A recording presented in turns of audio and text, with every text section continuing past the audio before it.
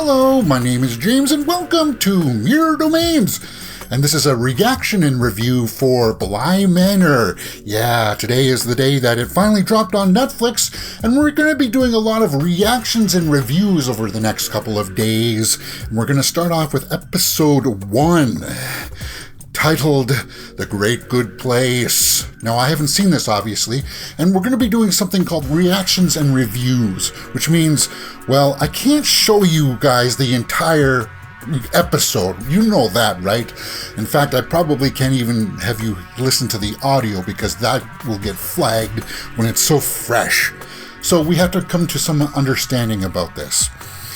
I don't want to just sit here for the 40 minutes or so and just have you guys look at emptiness. So what I'm going to do is that I'm going to watch it, but I'll cut halfway through and give you my thoughts as to how it's being set up and stuff, and that's how we'll do it.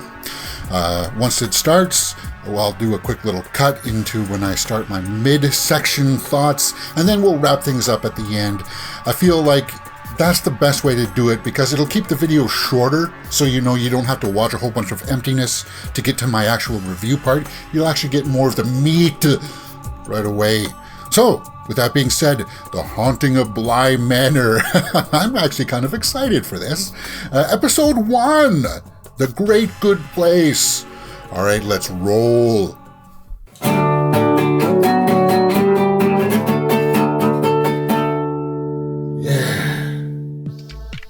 So we're about half an hour in now. She just put the kids to bed, and it's all been set up.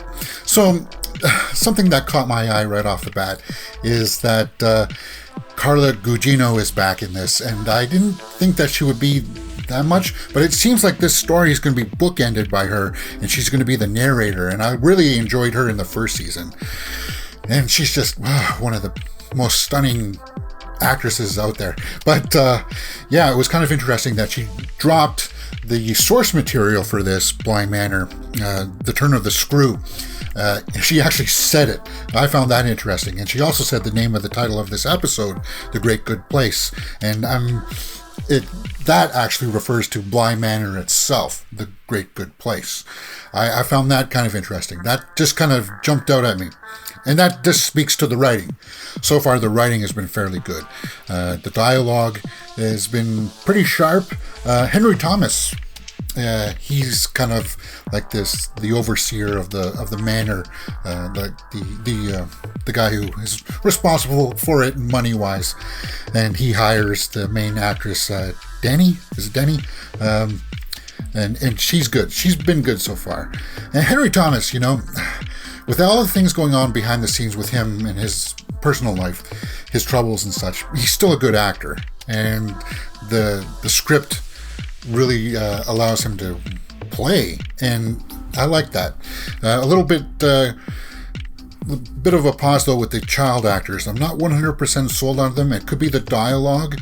I think it's a bit of a push for some of them, but I am familiar with the story of The Turn of the Screw because I saw The Turning this year in the theaters, so I know what I'm being set up for. So I know what to expect, sort of. And if you're new to this, then you may find some things jarring if they do it the same way that the book and that movie played out. But we'll see how it goes. So far, I'm enjoying it. I like how this Danny character, the caretaker, has some ghosts of her own. Like, she hides the mirrors, and she doesn't like to see the mirrors because there's some weird ghost there with big eyes. But we'll see how that plays out. I'm enjoying it so far.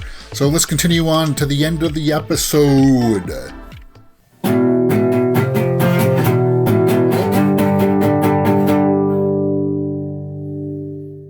So, I just wrapped up the first episode of The Haunting of Bly Manor, The Good Place. And I gotta tell you this, I am enjoying it. I like the setup, the atmosphere. It's got good cinematography that draws you in. And I'm knowing the story of The Turn of the Screw, so I kind of know what to expect. So I'll break that down for you guys just quickly here, just like this.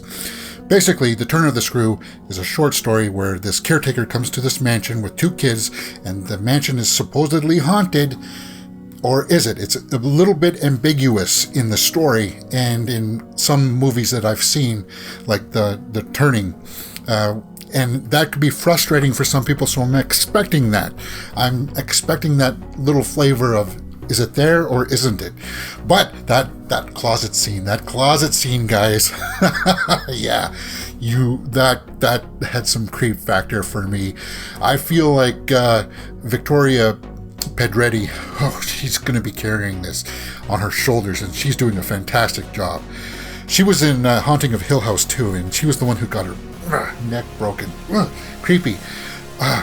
You know what? I didn't know that this was going to be the same cast, but they're playing different characters. I should have known that going into this. I can't believe I didn't know that. And it's so fantastic that they're doing that, because that's really smart. Like this cast, it's going to be awesome to see how this is all going to play out, with the story of the turn of the screw as the backbone to it all, and these new characters, like the new people coming in that we recognize. It's going to be interesting. Obviously, the acting is standing out for me from Victoria, who plays Danny, but also the caretaker, Mrs. Gross, Tania Miller. Usually in other versions that I saw, she's played a little bit as a prude, and in this one she's got a little bit of a softness to her, and I like that. I like that a lot. The kids, Emily B. Smith, and who plays Flora, and Miles, that's played by Benjamin Evan Ainsworth. Okay, the dialogue for them is a little bit much. It's a bit much for them. I feel like they're reaching with that, but hopefully that'll pay off as the series goes on, and I can't wait for it to continue on. As a first episode, I felt like it did a great job of setting things up for things that we know should pay off later on down the road. And it was cool seeing Oliver Jackson Cohen, who's playing Peter in this, up on the balcony. He was just kind of, well, what's he doing there? That's really ominous. And I hope to see more of that stuff, that kind of creepiness to the set. The manor itself looks great. They photograph it very well. The cinematography, like there's a window there and you can't quite see out of it. And that ghost in the mirror kind of thing. Ooh, yeah, that's kind of creepy. I can't wait to continue on. Let me know what you thought about it in the comments below. As you know, this is going to be part of a playlist that you guys will be able to follow. It'll be up in the cards above, in the description, and in the comments section below. A playlist for you guys to continue on watching my reactions and reviews for The Haunting of Bly Manor. All wrapped up for you nicely in a playlist. All right, let's continue on with episode 2.